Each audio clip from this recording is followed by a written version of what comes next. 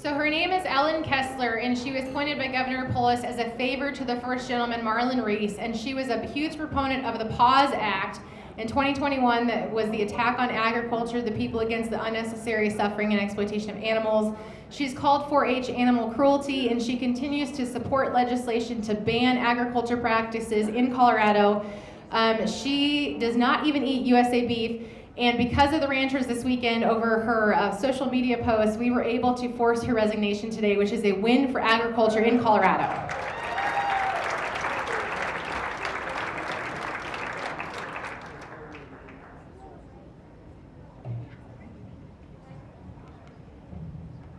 All right, so we're going to go through some audience questions here.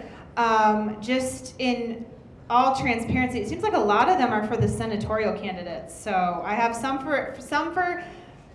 lot of them are for the Senate candidates.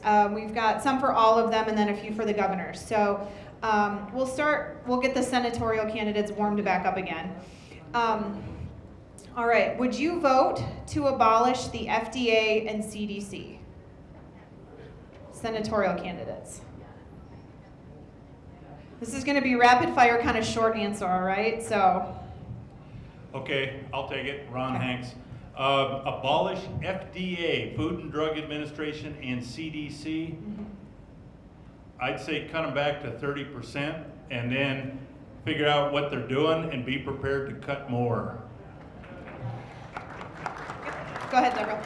Yes, I don't know about completely cutting them, but we need to have an examination of them. It comes back once again to the checks and balances and transparency. When the CDC is giving us all kinds of different information, when over a year and a half ago, Robert Redfield, the president at the time of the CDC, actually said that children under the age of 5 are more at risk from the flu than they are from COVID, and yet we are still going on to a year and a half of unconstitutional policies. What I would commit to is going to the Senate and making sure there is transparency. And by the way, I would love to join Rand Paul and have a lot of fun making sure that Fauci and others are held accountable for all of this different information and drag into the light what are the real statistics behind COVID.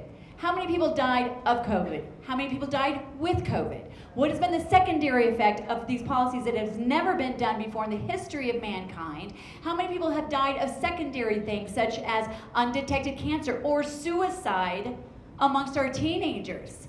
We need to have a full dragging into the light of these policies under the CDC, their collusion with Fauci, who funded the research in the Wuhan lab and used our tax dollars. So I would not necessarily eliminate them, but you better believe it's time to hold them accountable.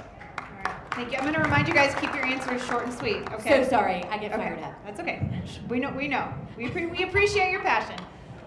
All right, Greg, you're up.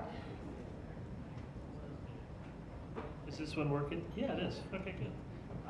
Thank you for the sound crew. You guys are pretty good. I'm impressed.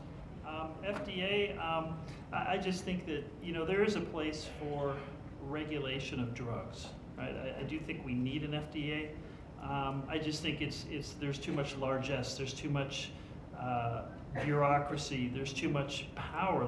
There's not enough oversight. So I think I agree with the general gist here. We need to hold them accountable. We need to go back and reassess what they're doing, and to see maybe they should do less of some of the things that they're doing. The CDC has been really confusing. I don't know about you, but you go back and if you listen to some of Anthony Fauci's messages in the beginning, or Robert Redfield, like what they were saying 2 years ago is really different from what they were saying now. So does that bother you? It bothers me. So are they accountable for the dumb things they said 2 years ago, like don't wear masks? I remember that. And then now you have to wear masks. And for a while they were telling us to wear 2 masks. Do you remember that? I haven't heard any more about that lately. Now they just said that cloth masks are not okay. You have to have those little blue ones, which are thinner than the masks that I actually like to wear every day. So it's very confusing. We have oversight of so many other things in our government. Can we have some oversight and accountability for that too? Thank you. This is going to be the new. You're over time. Okay. All right. Thank you. Again, we appreciate the passion. All right. The next question, we're going to go to the gubernatorial candidates. How do you plan on helping the state workers, healthcare staff, and anyone who was terminated over the vaccine mandates?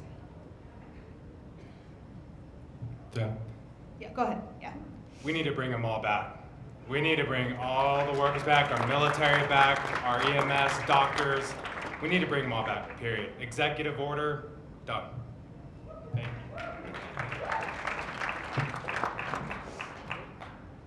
The Colorado Constitution says that Governor Polis, because of his executive orders in August and September, committed first-degree official misconduct, which in Colorado is a Class 2 misdemeanor. My plan is to start holding these elected officials accountable for the laws that they break, because they are not above the law, and the people that he hurt, he needs to be held accountable for. So my plan is to continue to push the county commissioners to enforce Title 30 and stand up for the non-constitutionality of these mandates and put the people of Colorado first, once and for all. It is just plain wrong what he did. It is just wrong. Who can tell you that if you don't do what I tell you to do, you're going to lose your entire ability to provide for your family? To provide for your family and have a future. As governor, I'm going to stand tall and I'm going to make sure that I talk to all those corporations and let them know that we're going to hold them accountable. They keep firing people, we're going to file some lawsuits. We're going to file some lawsuits on behalf of the state. And as far as the state employees, I'm going to let them know that on day one, they need to come back to work. They need to come back to work, because if they don't want to take the vaccine and they don't want to do masks or anything like that, they don't have to, because this is America. I want to stand with them. Thank you, guys. Thank you for your nice, short, concise answers. All right. Okay, this one, you guys are all going to have to work together, because this is for everyone, okay? All right. If we don't get control of the elections, Republicans will become extinct. What would you do to ensure election integrity? Let's start with Greg, and we'll just go down the line. Greg, yeah. That's Greg. That Greg, yeah. Greg M. We have a lot of Gregs tonight. It's interesting that this is one of the few things that both Democrats and Republicans agree on. There's something wrong with the elections. The problem is what they want to do is the opposite of what we think we should do. So I was at the Martin Luther King march a week ago, was that, I think, on Monday? And I was, the Colorado GOP organized it. It was great. Of course, the media completely ignored us, because that goes against everything they want to say about us, that we're actually reasonable people who actually love others and stuff. So nobody talked to us really, but I was marching next to a black Republican Trump supporter, and I was asking him, what do you think about all this John Lewis Voting Rights Act? And he's like, I'm a black man. I have never been discriminated against. In terms of voting, no one's ever stopped me from voting. And we were talking about this whole Joe Biden is calling it the new, the Jim Crow 2.0. And what an insult to every black person who ever lived through the real Jim Crow. I mean, that's crazy. This is nothing like that. And so it's true. We have to be very careful about allowing this to go forward. And we need the filibuster. We need to block it. He was in the zone, wasn't he? All right. Okay, a couple of things here. As a sitting state representative, I have put in a bill this session to put anti-counterfeit measures on our paper ballots like we have on our U.S. currency, our paper currency. So it is modeled, thank you, it is modeled after really Arizona's bill, and several other states are following that lead. That's important. I'm also doing a bill on voter canvassing cleanup, or voter roll cleanup, and doing some work on the canvassing. I want to say also, if I may, last week in the House we had the John Lewis Voting Rights Act come up in a House resolution, and there were 2 representatives that put out amendments supporting audits, free, open, public audits, supporting Tina Peters, and finally telling the federal government that the elections belong to the states. I'm one of them. Representative Dave Williams out of Colorado Springs, running for Congress, U.S. Congress, was the other one. The other amendments were pretty light duty. So that's what we do as a start. I'm about to hear the woodpecker, so I'm gonna back up. Thank you. We all know this. Perception is reality. The perception that we have in Colorado is that our elections are not fair. They're not being treated correctly. I'm not a strong advocate for the mail ballot. I think it's time we go back to the polling place. I think it's time we go back to making sure that we can hold accountable those that people to come to vote, and that they must have an ID to show who they're voting for. I'm gonna need your help though, because we're gonna change the Constitution to do that. But in order for us to make sure that our elections are fair, we gotta make sure that we do not allow any machine to interfere with our voices. This is something that's going to take all of us. The work is supposed to happen at the state level. So my job as your senator would be to go and stop the federal takeover of the elections. Because let's be really clear, the For the People Act is really the For the Politician Act. All it does is solidify a ruling class that wants to stay in power. We need to let people know what's in that. Many people don't even know the For the Politician Act would take your money for every $1 a candidate raises, whether you like them or not.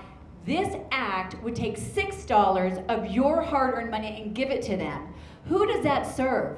It serves the career politicians like Michael Bennet, Joe Biden, Nancy Pelosi, and Chuck Schumer. That's why they're pushing it. So my job will be to go to Washington, D.C., make sure that there's no federal takeover of the election, so the great work that's being done here in the state can continue where it is constitutionally mandated to be done. And the other thing that I would do is make sure that we go back to common sense things. Oh goodness, I saw this person tapping over there. That was like a ventriloquist act. Common sense things like voter ID. That is something that everyone agrees on, but I'll stop the federal takeover so these governor candidates and you can continue to do your work. This isn't about what I'm going to do when I'm elected a year from now. This is about what we do right now to secure the 2022 election. So first and foremost, let me reiterate, re-elect Tina Peters because she was the only county clerk going toe-to-toe with Jenna Griswold. Next, you support other county clerks who step up like my county clerk Dallas Schroeder, and you vote in a new Secretary of State with David Winnie. If there is a petition, you sign it. If there is a movement, you show up. You get loud, because if I can force Ellen Kessler to resign in 4 days, we can have Jenna Griswold in a week. We need you.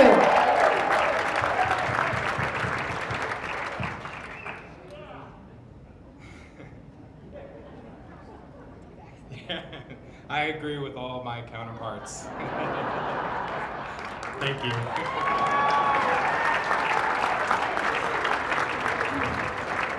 All right, this is for the senatorial senator candidates. If you become a U.S. Senator from Colorado and follow through on your word and promises, the press will try to destroy you. How will you overcome that onslaught? You just have to know who you're serving, and you have to know what is at stake. The minute I stood up at our school board meeting, I looked at my husband and I said, let's see how many seconds go by before I'm called a racist. I think it was about 2.3. We have to have people that honestly just do not care. You know what I say to people who call me a racist because I'm standing up for the right of children of every skin color not to be judged by their skin color? I simply say things like, well, that's very prejudiced of you, have a nice day. Or when someone says to me, shame on you, like they are a grandmother and I'm a naughty toddler, I simply respond with a smile and say, I'm sorry, I don't receive your shame, have a nice day. We have to understand that it's just words, and they are just bullies. And we have to know in our heart of hearts that what we are standing for is more important. It's our children and our grandchildren. We're answerable to God, to one another, and to them. And yes, I'm passionate about this because all I ultimately care about is standing up for what is right. They're bullies now. We have to stand up to them before they have the full power of force behind them. This is the time to stand. Speaking of not wanting to be rude, it's hard to interrupt these guys, right? They do You such were a doing good a job. great job. Thank I'm so you. sorry. Thank you. That's okay. I've been called these things already, and we have a problem with our media. It is, in my estimation, it's a Marxist state media, a mockingbird media, and it is filled with, and I've written this, yellow journalists and it's a lying media. So they call me this, but here's the thing. I'm not doing this to win their approval. I give them the grace every time they're at an event that we welcome them and we tell them, we hope you report objectively. We are often disappointed, but I look at this as I'm doing what's right as God gives me to see the right. And I remember that well from Abe Lincoln. Thank you.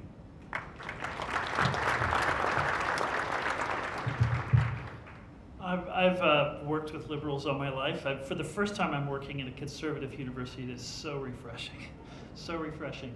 I was denied tenure because of my Christian faith. I'm used to dealing with these people. So Jesus taught us to love our enemies. So my strategy is to love them, to be reasonable, and to sometimes use their own tools against them to deconstruct terms like homophobia. Look it up. It's not a real thing. Ask a psychologist, homophobia. So if I disagree with this thing about what you're trying to do, I have a phobia just because I disagree. That's totally word spin. So destroy their stereotypes. Be kind, be loving, but don't back down, don't compromise. And I hope to win some respect, but I'm not going to hold my breath. Thank you. All right, this next question is going to be for our gubernatorial candidates. Will you work towards banning discrimination based on vaccination status, including where it relates to healthcare workers and military? I'll let you guys sort out who goes first. I did that part already. No, this is a major issue. You know, coming from a military background, when we have a mandate through our military personnel, where now people have served and fought for our freedoms in Iraq, Afghanistan, are now being discharged dishonorably through the military because of not getting this vaccine. This is a constitutional violation. This is a constitution that I stood up to defend, and I will continue to defend as your governor. Thank you.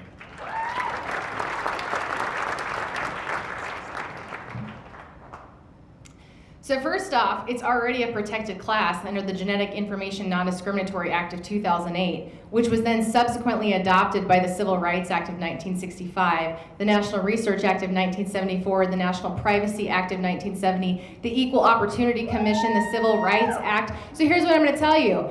We don't need new laws. We need to enforce the laws we already have. And to the elected officials that broke those laws, put them in jail.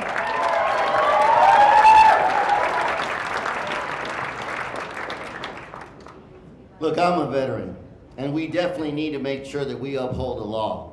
You know, when I took my solemn oath, I said that I was going to defend our country from both foreign and domestic, and we're under attack.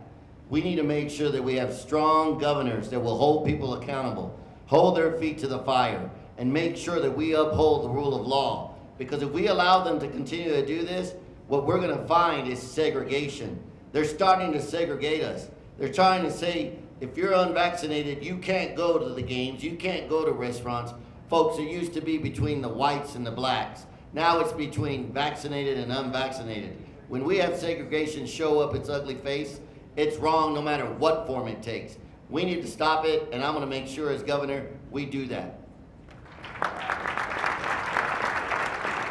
All right, and we've got one final question before we announce the results of the straw poll. All right, this one's going to go quickly because it's going to be a one-word answer, everybody. All right. Who said yeah, right? Trust me, the question's going to be a one-word question, all right? And we'll start with this time we'll start with Jason and we'll go down the line, okay? Who do you believe the American people voted for to win the 2020 presidential election? One-word answer. Trump, of course. Trump every time. It's hard to put in one word, and I know that's what you want. I'm running because the current occupant of the White House is devastating this country. I'm looking forward, and we have to make sure to stop everything that he is doing to the people. And we need to find out what actually happened. You know, I firmly believe that when it's all said and done, we're going to find out that Trump won. These guys are practicing holding people accountable. I like this. Let's keep it up. Trump.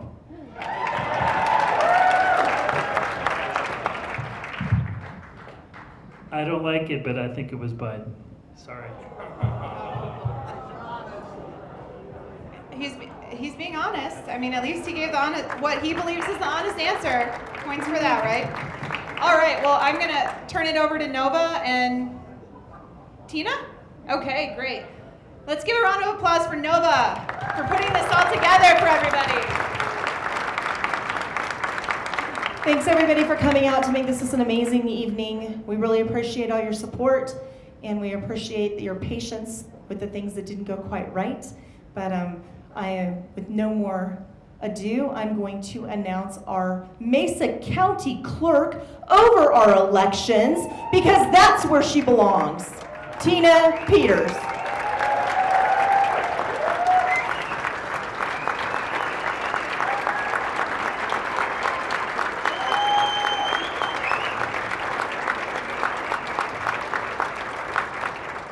Mesa County, you guys are amazing. And you are why I do what I do. Thank you. God bless you. Okay, tonight, our straw poll results, and we did not use machines, by the way. And if you would like to audit, we do have the ballots. Okay, for Senate, Julie Henry, 2. Greg Moore, 12. Deborah Flora, 76. And Ron Hanks, 133.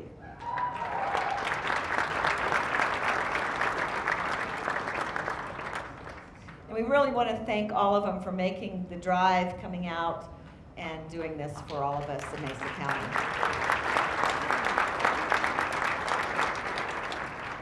Okay, we have Lori Clark at 1, Jason Lopez at 10, Greg Lopez, 42, and Danielle Newswanger, 173. Congratulations.